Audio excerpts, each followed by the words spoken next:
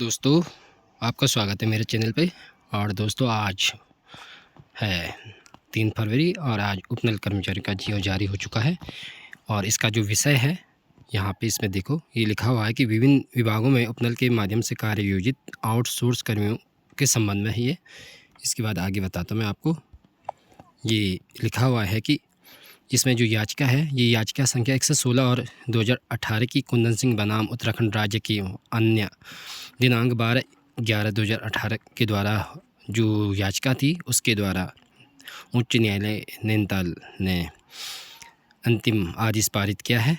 तो इसको आगे देखते हैं दोस्तों। ये लिखा हुआ है इसमें कि उक्त आदेश के अनुपालन में ये वाली लाइन देखो, उत्तराखंड उपनल कर्मचारियों संघ द्वारा अवमानना संख्या 402/2024 योजित किया गया है, जिसमें दिनांक 20/11/2025 की सुनवाई में माननीय उत्तराखंड उच्च न्यायालय नैनीताल द्वारा निम्नवत आदेश दिए गए हैं। और ये हैं आदेश दिए हुए, ये आप अंग्रेजी में भी देख सकते हैं।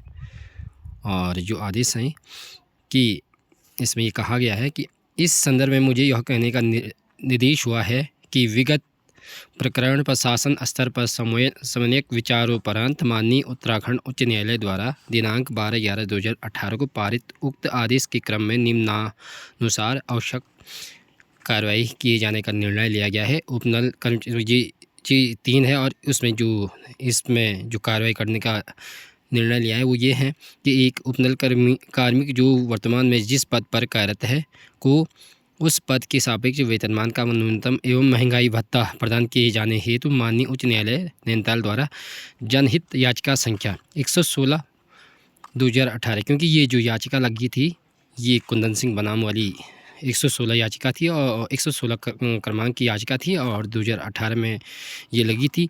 और 12/11/2018 का वो जो तिथि थी उस समय डाली गई थी, कट ऑफ डेट मानी जाएगी इस समय से। ये यहाँ पे लिखा हुआ है 12/11/2018 की को पात्रता की कट ऑफ डेट है इसमें।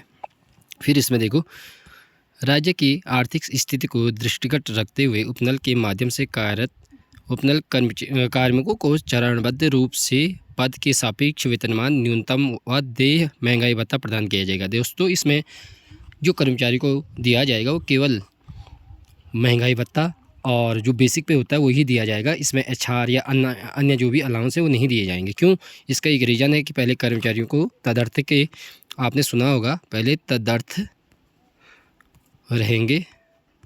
इसका मेन रीज़न ये है कि कर्मचारी अभी भी पक्के नहीं हैं, अभी फ़िलहाल यही लाभ मिलेगा।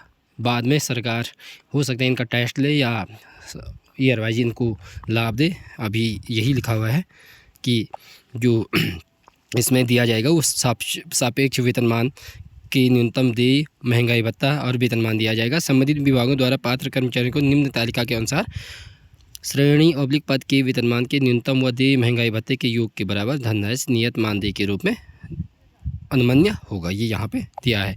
अब इनको बांटा गया है 4-5 भागों में। एक देखो, अकुशल हो गया, अर्धकुशल 2, कुशल 3, उच्च कुशल और अधिकारी, क्योंकि ये इनके वेतनमानों का स्लैब बनाया हुआ है। तो ये पहला स्लैब है जिसको लेवल 1 कहा जाएगा, लेवल 2, लेवल 3 नहीं है इसमें, कुशल को लेवल 4 है, उच्च कुशल को 7 है और अधिकारी को 10 है। स्तंभ 2 में अंकित वेतन लेवल अथवा उस पद के लिए वेतन लेवल का न्यूनतम जिसके सापेक्ष उसे कार्ययोजित किया जाएगा में से जो भी कम हो का न्यूनतम एवं महंगाई भत्ता अनुमन्य किया जाएगा। देखो, इनको जो बेसिक पे का पहला स्लैब का पहला स्टेप होता है ये दिया जाएगा और इस पर DA लगेगा जो वर्तमान में है। अभी फ़िलहाल तो 58% DA चल रहा है वर्तमान में, कितना 58% यही दिया जाएगा। फिर इसमें लिखा है कार्मिक संबंधित पदों के लिए आवश्यक शैक्षिक अर्हताएँ रखता हो, अन्यथा की स्थिति में उसकी शैक्षिक अर्हता के अनुसार उपलब्ध समकक्ष पद के सापेक्ष कार्य करवाया जाए, क्योंकि उनके पत्र जात चेक होंगे और नियमानुसार उनकी नियुक्तियाँ होंगी। और इसके बाद 5वां बिंदु ये है, संबंधित कार्मिक की पारिस्थितिक कार्मिक अनुभाग 2, ये कार्मिक अनुभाग 2 के अनुसार शासनादेश संख्या ये दिया हुआ है 2018 का ही है। उसके तहत ये सीधे यहाँ चलते हैं हम, तहत नियमित कार्मिक के समान नहीं होगी तथा इस संबंध में उसे जिस पद श्रेणी के सापेक्ष नियोजित किया गया है उस पद का प्रारंभिक वेतन एवं महंगाई भत्ता। ये देखो दोस्तों, महत्वपूर्ण तथ्य यही है कि प्रारंभिक वेतन का मतलब है कि जैसे मैं एग्जाम्पल देता हूँ कि लेवल 2 में जो स्टार्टिंग वेतन है वो शायद 19,900 है और उसमें जो DA लगेगा वो लगेगा दोस्तों कितना 58%। तो इन दोनों का जोड़ जो भी होगा वही मिलेगा। इनको जोड़कर जो भी धनराशि आंकलित की जाएगी उसका भुगतान संबंधित कार्मिक को मानदेय के रूप में मिलेगा दोस्तों। वेतन ठीक ठाक ही मिलेगा, DA और बेसिक पे मिलेगा। और बाकी सरकारी विभाग में जैसे शिक्षा विभाग में HR होता है, हाउस रेंट बोलते हैं, और हिल अलाउंस होता है, उसका नाम अब उत्तराखंड डेवलपमेंट अलाउंस हो गया है। और किसी को विकलांग भत्ता मिलता है, किसी को स्पेशल पे भी मिलती है। तो ये अलाउंस ही होते हैं, बाकी ज़्यादा नहीं होते हैं।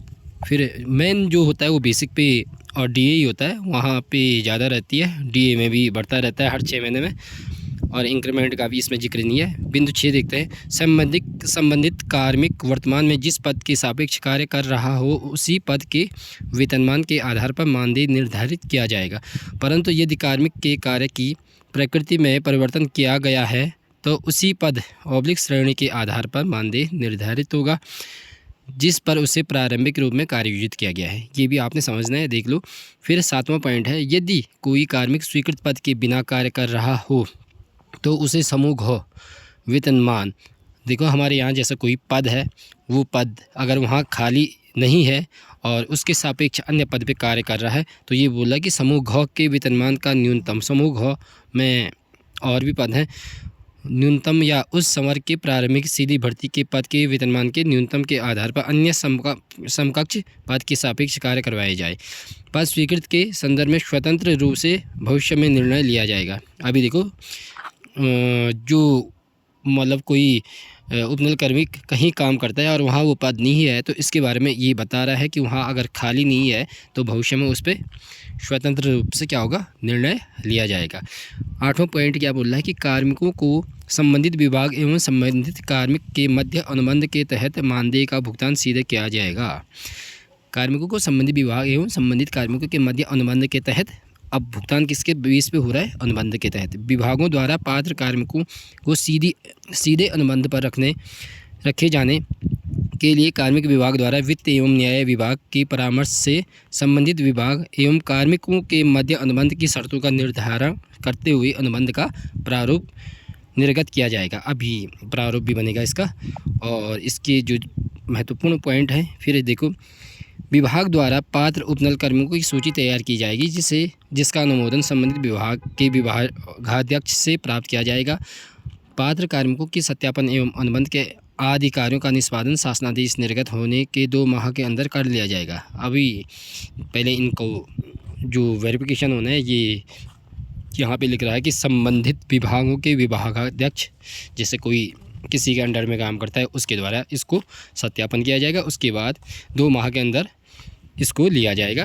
10वां पॉइंट है, प्रथम चरण में उपनल द्वारा प्रायोजित ऐसे उपनल कर्मियों जिनके द्वारा पत्र संख्या 1433 और दिनांक 25/11/2025 को 10 वर्ष की निरंतर सेवाएं पूर्ण कर ली गई हो को प्रारंभिक वेतनमान एवं महंगाई भत्ते जोड़कर जो भी धनराशि आंकलित होगी का मानदेय दिया जाएगा। तो दोस्तों 25/10/25 तक जिसने, देखो 10 साल की स्थिति को पूरी होनी चाहिए, 25/11/2025 को, 25/11/2025 को 10 वर्ष जिसने पूरी कर लिया उसको महंगाई भत्ता और जो बेसिक पे होता है उनका जो योग होता है वही दिया जाएगा अभी।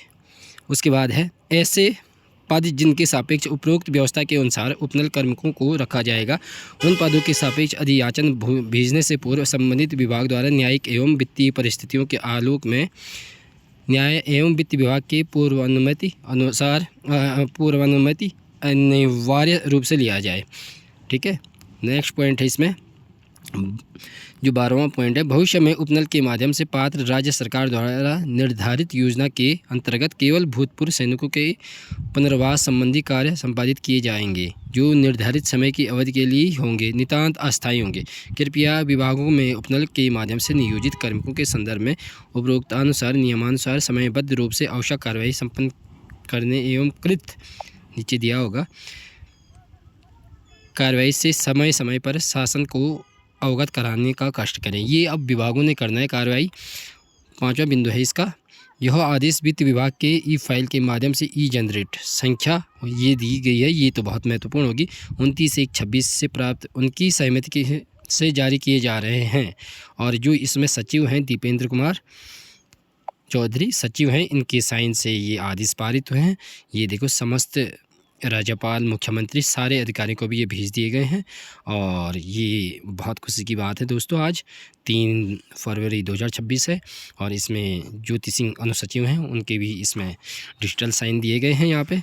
तो दोस्तों आप लोगों को भी बहुत बहुत बधाई, धन्यवाद दोस्तों।